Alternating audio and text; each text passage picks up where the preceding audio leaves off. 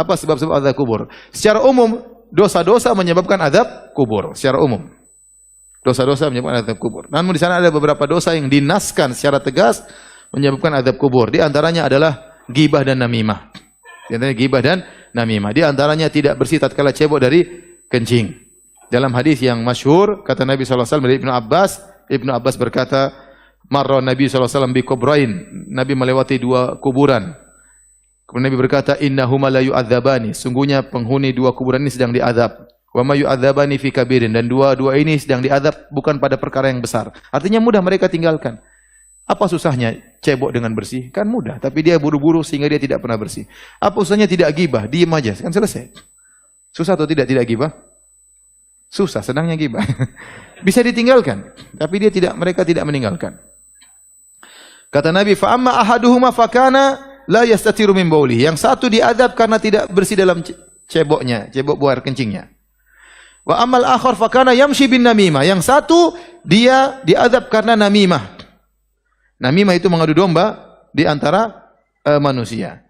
Al-Imam Al-Bukhari rahimahullahu taala membawakan hadis ini tentang orang diadab karena namimah dalam bab tentang adab kubur karena ghibah, ya. Karena ghibah. Jadi mereka Imam Bukhari memasukkan ghibah dalam sebab adab kubur. Kenapa?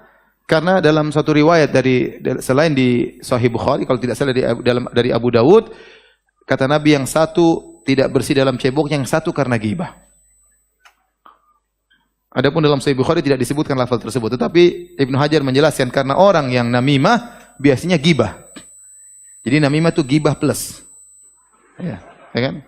Dia menceritakan kejelekan orang untuk mengadu domba dengan si A dan si B. Dia ke A, dia ceritakan kejelekan B. Dia ke B, dia ceritakan kejelekan apa? A. Dia ghibah berarti. Plus dia ingin mengadu domba. Sehingga orang yang melakukan namimah, dia pasti ghibah. Dia pasti ghibah. Oleh karena di antara perkara yang membuat orang bisa diazab dalam kubur adalah tidak bersih tatkala cebok dari kencingnya. Yang kedua karena ghibah. Yang ketiga karena namimah.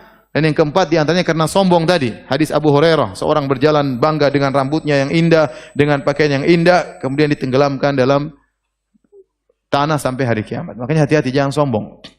Kalau orang dengan pakaian saja bisa sombong, apalagi dengan mobilnya, apalagi dengan motornya. Ya. Sebab kesombongan banyak. Maka seorang bertakwa kepada Allah. Jangan sampai dia sombong dan itu bisa menyebabkan dia diazab dalam alam barzakh. Demikian juga tadi kita sebutkan di antara yang diazab dalam alam barzakh pendusta. Dia dusta, satu dusta terser sampai tersebar ke penjuru dunia. Dan zaman sekarang sangat mungkin seorang melakukan demikian. Dia bikin status bohong, di-enter, disebar oleh banyak orang. Tersebar di grup-grup WhatsApp, tersebar di media sosial, padahal isinya apa? Dusta. Maka hati-hati. Ini sebab azab kubur. Di antara sebab azab kubur, makan riba. Makan hasil riba. Disebutkan azab kubur. Di antara sebab azab kubur, zina. Orang berzina disebutkan Rasulullah melihat mereka sedang diadab dalam sebuah tanur, tungku yang bagian atasnya kecil, bagian bawahnya besar, kemudian dinyalakan api dari bawah. Mereka diazab dalam tungku sebelum hari kiamat kelak. Di antaranya seorang diajarkan Al-Quran, namun dia tidak merojaahnya di malam hari dan di siang hari dia tidak mengamalkannya. Ini juga